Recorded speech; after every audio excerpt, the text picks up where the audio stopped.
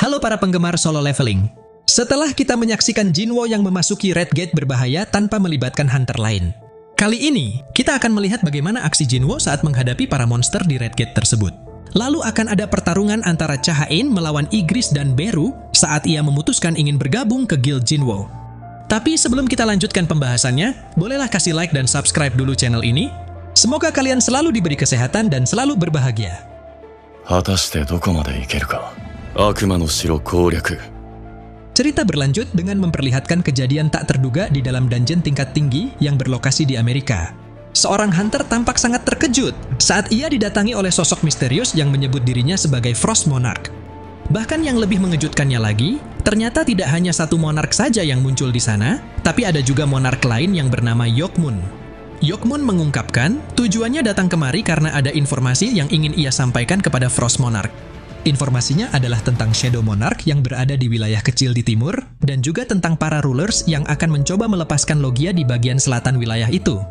Yokmun berniat akan mengambil alih wilayah itu untuk menghentikan rencana para rulers, tidak peduli meskipun Shadow Monarch berada di sana. Sementara, ketika Yokmun baru saja menyampaikan informasi menarik lainnya mengenai keberadaan The Greatest Fragment of Brilliant Light yang sudah dikonfirmasi. Tiba-tiba, kedua monark ini dicegat oleh tamu yang tidak diinginkan, yaitu Sung Il-hwan sang ayah dari Jinwo yang memiliki kekuatan dari pecahan rulers. Begitu menyadari bahwa tujuan Il-hwan pasti untuk menghalangi rencana para monark yang ingin menimbulkan bencana di Korea. Saat itu Yokmun langsung mengajak Frost Monarch segera pergi dari sana karena ia tidak ingin membuang-buang waktu untuk meladeni Sung Il-hwan. Namun di saat itu juga, Sung Il-hwan segera mengeluarkan daggernya untuk menghentikan mereka dengan serangan mematikan. Tapi sayang, serangan Il-hwan itu masih dapat diblokir oleh Frost Monarch dengan mudah. Lalu terjadilah ledakan besar yang membuat Sung Il-hwan jadi kesulitan untuk menghentikan kepergian kedua monark tersebut.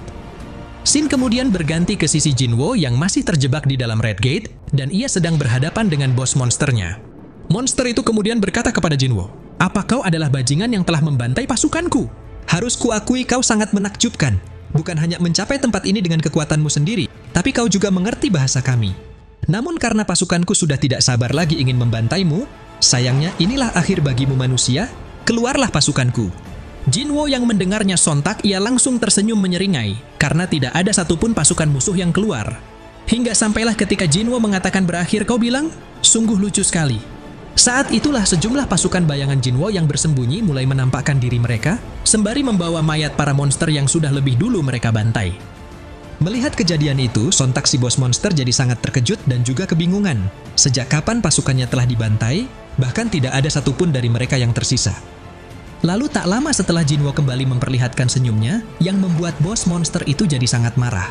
Di sini Jinwo mulai memberi perintah kepada pasukan bayangannya untuk membunuh semua musuh. Hingga di saat itu juga, Beru dan para prajurit bayangan lain langsung bergerak untuk melancarkan serangan mereka masing-masing secara brutal. Sementara, ketika Jinwo akan diserang oleh dua monster yang sudah bersiap membunuhnya, dengan cepat, tank segera melompat dari arah belakang Jinwo untuk menghabisi kedua monster itu, hingga membuat bos monster itu jadi semakin marah. Namun sebelum ia sempat bergerak untuk melancarkan serangannya kepada Jinwo, tiba-tiba Beru sudah lebih dulu memotong lengannya, lalu disusul dengan Igris yang menebas kakinya hingga terputus. Tapi berhubung bos monster itu masih bertahan, di lain sisi Tas juga segera berubah menjadi raksasa dan langsung menggunakan skill reverse gravity miliknya untuk memaksa bos monster itu bersujud di hadapan Jinwo. Jinwo kemudian mulai mendekati bos monster itu sembari berkata, "Jawab pertanyaanku, maka kematianmu tidak akan terlalu sakit." Namun sayangnya, lagi-lagi sistem telah memblokir jawaban bos monster itu, hingga Jinwo pun tidak bisa mendapatkan jawaban yang ia inginkan. Tapi berhubung Jinwo telah memiliki kunci dari Curse Random Box, dan persyaratan penggunaannya sudah terpenuhi setelah Jinwo mencapai level 100 di Pulau Jeju. Jinwo pikir, tidak masalah jika ia tidak bisa mendapatkan jawabannya sekarang. Karena sebentar lagi, Jinwo akan segera mengetahui rahasia kekuatannya yang belum terungkap. Dijelaskan kunci itu adalah kunci untuk memasuki Kartanon Temple Double Dungeon, yaitu dungeon mengerikan yang tidak pernah Jinwo lupakan sampai sekarang. Jinwo yang menyadari bahwa sistem mencoba membawanya ke sana lagi, di mana itu adalah tempat semuanya dimulai. Pastinya Jinwo akan datang ke sana untuk menemui makhluk yang telah menunggunya. Lagi pula Jinwo sangat percaya diri, bahwa dirinya yang sekarang sudah jauh lebih kuat dibandingkan dengan dirinya yang dulu. Singkat cerita, setelah Jinwo menyelesaikan Red Gate dan langsung kembali ke kantornya, di sini Jinwo mendapati Yu Jinho yang tampak kewalahan saat menangani masalah hujatan dari para haters terhadap Jinwo. Namun berhubung Jinwo telah membawakan banyak kristal berkualitas tinggi yang dapat Yujinho gunakan untuk mengatur guild. Pada akhirnya Yujinho jadi sedikit lebih tenang, karena masalah gaji bawahan bisa teratasi dengan itu. Dan yang tersisa sekarang adalah, mereka hanya perlu merekrut satu orang lagi agar bisa mendirikan guild. Membahas masalah persyaratan pembentukan guild, Yujinho juga ingin meminta Jinwo segera menyelesaikan hal yang tidak kalah pentingnya, yaitu menyiapkan nama untuk guild mereka. Sementara di saat mereka berdua masih berdiskusi soal nama guild tersebut, hingga Jinwo pun telah memutuskan bahwa nama guildnya adalah Solo Play. Tiba-tiba ada seorang tamu yang mengetuk pintu ruangan kantor mereka, lalu Yujinho pun segera membukakan pintunya. Namun betapa terkejutnya Yujinho dan Jinwo. Ternyata tamu itu adalah Cha-Hein yang sengaja datang kemari dengan tujuan ia ingin bergabung menjadi anggota guild Jinwo. Jinwo yang kebingungan sebenarnya apa yang terjadi di sini, sontak ia langsung mengajukan beberapa pertanyaan kepada Cha-Hein. Apakah ketua asosiasi Hunter yang memintamu melakukan ini, ataukah Hunter Choi Jong-in telah mengusirmu? Lalu setelah Cha-Hein menjawab tidak dari dua pertanyaan tersebut, lantas Jinwo pun kembali bertanya, jadi kenapa kau ingin bergabung dengan guild Solo Play milikku? Begitu mendengar nama Solo Play, sontak Cha-Hein tidak bisa menyembunyikan ekspresi syoknya di hadapan Jinwo, karena nama itu terdengar konyol baginya. Bahkan meski Jinwo sudah menjelaskan bahwa ia dan wakilnya telah sepakat untuk memakai nama itu, nyatanya Yujinho langsung membantah, sebab ia sama sekali belum menyetujui apapun. Mengesampingkan masalah nama guild, mata Jinwo kembali tertuju kepada Cha-Hein yang mencoba tetap tenang, meski sudah jelas ekspresinya itu tidak bisa membodohi Jinwo. Jinwo kemudian ingin bertanya sekali lagi kepada Cha-Hein, kenapa Cha-Hein sangat ingin bergabung ke guildnya. Padahal dari yang Jinwo tahu, seharusnya kontrak Cha-Hein dengan Guild Hunters masih belum berakhir. Lalu setelah Cha-Hein menjawab bahwa ia punya uang untuk membayar pelanggaran kontraknya, sontak Jinwo pun jadi semakin terkejut. Kenapa Cha-Hein sampai sanggup membayar uang pelanggaran hanya untuk bergabung ke guildnya? Bahkan meski Jinwo sudah mengatakan bahwa guildnya tidak bisa mengontrak hunter rank tinggi seperti Cha-Hein, ternyata Cha-Hein ini juga tidak mempermasalahkan hal itu. Baginya, asalkan ia bisa bergabung, maka ia rela tanpa harus dikontrak sekalipun. Jinwo yang mendengarnya tentu jadi semakin penasaran apa alasan Cha-Hein yang sebenarnya. Namun di sisi Cha-Hein sendiri juga mulai kebingungan, alasan apa yang harus ia berikan kepada Jinwo? Karena jika ia menjelaskan yang sebenarnya, Jinwo pasti akan menganggapnya orang gila. Di sini Cha-Hein jadi teringat pertemuan pertamanya dengan Jinwo. Lebih tepatnya ketika ia mencium aroma wangi Jinwo yang membuatnya tertarik. Sejak saat itu, Cha-Hein jadi semakin penasaran dengan Jinwo, lalu lama-kelamaan, rasa penasaran itu mulai berubah menjadi perasaan suka. Sebenarnya Cha-Hein sangat ingin mengatakan bahwa ia berharap agar Jinwo akan selalu ada di sisinya. Tapi berhubung Cha-Hein sangat malu untuk mengungkapkan perasaannya tersebut. Pada akhirnya, Cha-Hein hanya bisa memberikan alasan yang rasional kepada Jinwo bahwa ia cuma ingin hidup nyaman. Namun karena di lain sisi, Jinwo ini juga masih belum peka kalau Cha-Hein sedang jatuh hati padanya. Alih-alih mempercayai perkataan Cha-Hein, ternyata Jinwo malah jadi mencurigainya, seolah-olah dia sedang menyembunyikan sesuatu yang sudah lama direncanakan. Hingga sampailah ketika Yujinho mengatakan kepada Jinwo, jangan-jangan Cha-Hein merasa kesulitan berada di Guild Hunters. Pada akhirnya Jinwo sampai pada satu kesimpulan, mungkin Cha-Hein ini sedang menanggung beban yang sangat besar sebagai Hunter rank S di usianya yang masih muda. Tapi walaupun Jinwo sendiri jadi merasa bersimpati atas situasinya itu, sayangnya hati Jinwo tetap tidak tergerak untuk menerima Cha-Hein. Jadi Jinwo pun mencoba menolak Cha-Hein dengan cara memberikannya tes yang sulit, yaitu Cha-Hein harus mengalahkan salah satu prajurit bayangan terkuat Jinwo. Cha-Hein yang mendengarnya tidak merasa keberatan dengan tes tersebut, bahkan ia malah menunjukkan ekspresi kegigihan tekadnya. Jinwo kemudian menjelaskan kepada Cha-Hein bahwa mereka akan melakukan tesnya sekarang juga di ruang latihan asosiasi. Namun begitu Cha-Hein baru saja akan pergi ke lokasi yang telah ditentukan, tiba-tiba Jinwo menghentikan Cha-Hein dan langsung memeluknya, karena mereka akan pergi menggunakan skill Shadow Exchange milik Jinwo. Di sini terlihat wajah Cha-Hein yang tampak merona karena malu, dan tubuh mereka berdua mulai diselimuti oleh sejumlah bayangan hitam yang muncul dari lantai. Hingga setelah tubuh mereka tenggelam ke dalam bayangan hitam tersebut, akhirnya mereka pun telah tiba di tempat tujuan hanya dalam sekejap. Cha-Hein yang terkejut kemudian bertanya kepada Jinwo, bagaimana caranya berpindah ke sini. Namun alih-alih memberikan penjelasan kepada Cha-Hein, saat itu Jinwo malah mengajak Cha-Hein untuk langsung memulai tesnya sekarang juga. Hingga membuat Cha-Hein jadi bingung bagaimana ia akan bertarung karena ia tidak membawa senjatanya. Tapi mengingat di tempat ini seharusnya ada cadangan senjata yang layak dipakai untuk latihan bertarung. Saat itu Cha-Hein segera pergi ke ruang penyimpanan senjata, yang kemudian ia juga langsung kembali menemui Jinwo dengan membawa senjata pedang di tangannya. Cha-Hein yang ditanyai oleh Jinwo, apakah dia akan baik-baik saja dengan senjata itu, karena itu bukanlah pedang yang biasa Cha-Hain pakai. Tanpa ragu Cha-Hain pun menjawab, tidak masalah senjata apa yang ia gunakan, lagi pula ia tidak sedang bertarung melawan monster di sini. Saat melihat kepercayaan diri Cha-Hain, Jinwo menebak Cha-Hain pasti bisa mengalahkan prajurit bayangannya yang biasa dengan mudah.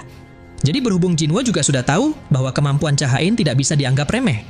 Di sini Jinwo langsung memanggil Igris sembari berkata kepada Cha-Hain, Igris ini adalah ahli pedang terbaik di antara semua prajuritku dan dialah yang akan menjadi lawanmu. Peraturannya sederhana, kau akan bertarung sampai makhluk yang Kusumon hancur atau sampai kau menyerah. Pada awalnya, Jinwo berencana akan memanggil Beru sang prajurit terkuatnya. Tapi mengingat Cha-Hain pasti punya trauma jika melawan Beru, maka Jinwo tidak ingin mengambil resiko yang mungkin bisa membahayakan Cha-Hain.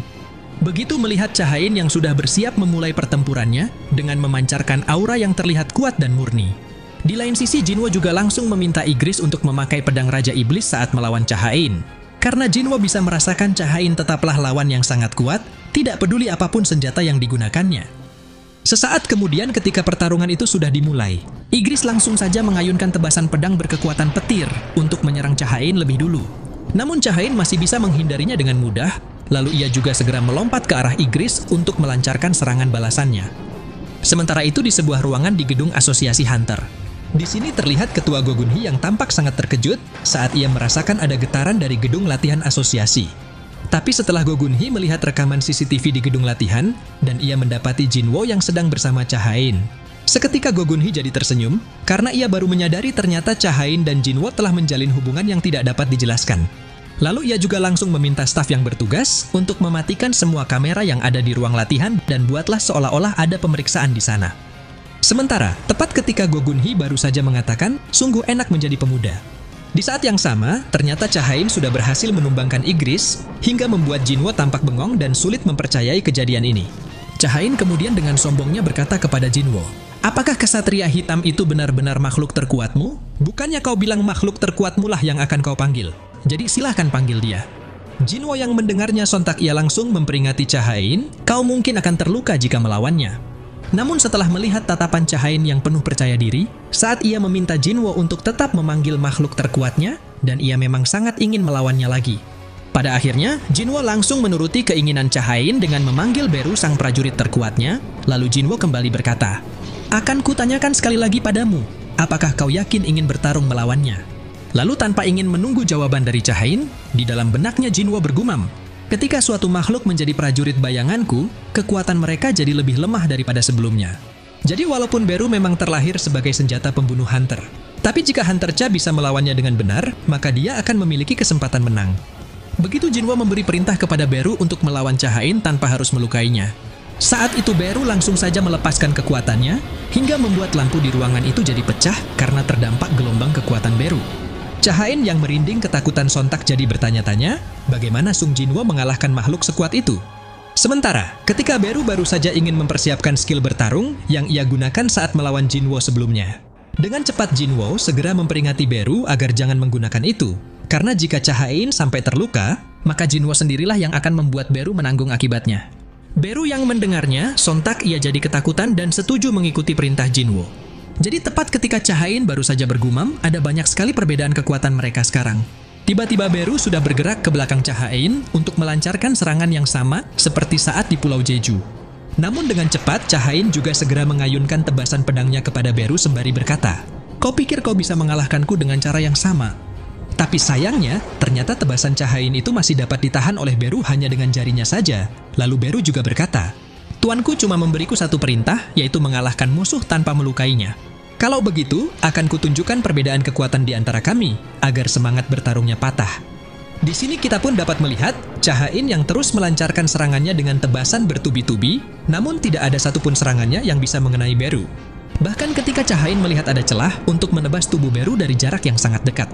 Nyatanya, Beru masih dapat menghindari tebasan itu dengan mudah, hingga membuat Cha-Hain jadi tidak percaya bagaimana Beru bisa menghindari setiap serangannya tanpa harus bergerak dari tempatnya sama sekali. Begitu Beru mengintimidasi Cha-Hain hanya dengan teriakan saja. Seketika tubuh Cha-Hain langsung terdorong mundur karena ia tidak sanggup menahan tekanan kekuatan Beru. Namun ketika Jinwo mengatakan kepada Cha-Hain, sekarang hasilnya sudah ditentukan, apakah kau sudah puas Hunter Cha? Ternyata Cha-Hain masih belum mau menyerah, dan dia masih bisa melanjutkan pertarungan ini sampai akhir. Jinwo yang mendengarnya sontak jadi cukup terkejut dan juga penasaran, sebenarnya apa yang dipikirkan Cha-Hain saat ini. Padahal Cha-Hain sudah menyadari perbedaan kekuatan di antara mereka berdua, tapi kenapa dia tetap ngotot? Mengingat Beru sangat berbeda dari prajurit bayangan yang lain, dan dia tetaplah senjata pembunuh meskipun dia memiliki kecerdasan sendiri. Di sini Jinwo dapat merasakan bahwa Beru sedang menahan dirinya untuk membunuh Hunter Cha. Jadi kalau Cha-Hain memang ingin mencari sesuatu, Jinwo harap Cha-Hain tidak mengambil keputusan yang salah. Sesaat kemudian, Beru mulai bergerak dari tempatnya dalam kecepatan tinggi untuk melancarkan serangan cakarnya kepada Cha-Hain. Namun Cha-Hain masih bisa menghindari serangan itu dengan mudah. Lalu ia lanjutkan dengan mengaktifkan skill Swords Dance dan langsung mengayunkan tebasan pedangnya kepada Beru. Bahkan meskipun saat itu pedang Cha-Hain tidak bisa menembus cangkang Beru, tapi justru pedangnya lah yang jadi hancur. Ternyata hal itu tidak mematahkan semangat Cha-Hain untuk terus bertarung. Jadi di saat itu juga, Cha-Hain langsung saja mengaktifkan skill Needles of Light untuk menciptakan pedang cahaya dari pedangnya yang patah. Hingga dengan menggunakan pedang itu, akhirnya Cha-Hain berhasil menusuk tubuh Beru sampai menembus dadanya. Jinwo yang melihatnya sontak jadi sangat terkejut dan tidak percaya kalau cangkang Beru yang sangat keras itu dapat ditembus Cha-Hain dengan satu kali tusukan saja. Namun berhubung saat ini Beru tiba-tiba teringat dengan perintah Ratu Semut yang pernah diberikan padanya sejak lahir, dan sekarang instingnya telah memperingati Beru untuk membunuh Cha-Hain. Seketika warna mata Beru telah berubah jadi merah, lalu ia langsung bergerak untuk membunuh Cha-Hain tanpa mempedulikan perintah Jinwo yang menyuruhnya berhenti. Untungnya dalam sepersekian detik, sebelum serangan Beru sempat mengenai Cha-Hain, dengan sigap Jinwo sudah bergerak lebih dulu untuk menghentikan pergerakan Beru sembari berkata, "Bukankah aku sudah memerintahkanmu untuk berhenti?"